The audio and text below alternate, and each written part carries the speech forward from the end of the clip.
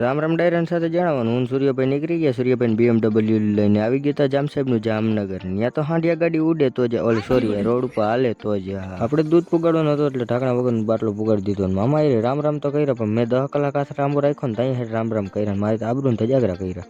રામ રામ તો कैसे कैसे लोग रहते हैं यार यहाँ पर. મામાની ઓફર હોય એટલે થોડુંક નાનકડું એવું બિલ બનાવી નાખ્યું. પછી નીકળી ગયા લુગડા ગોતો અને 2-4 થેલી લુગડાની ટીંગોળી લીધી ને રસ્તામાં આબલાની દુકાન આવતી હતી એટલે ડાચું મેં તો સેટ કરી લીધો ને આવી રીતના કંઈક ને પછી નીકળી ગયા. આવી ગયા પાણીની ટાંકે. એસા મત કરો મેરી જાન, લાઈફ में कुछ अच्छा करो यार.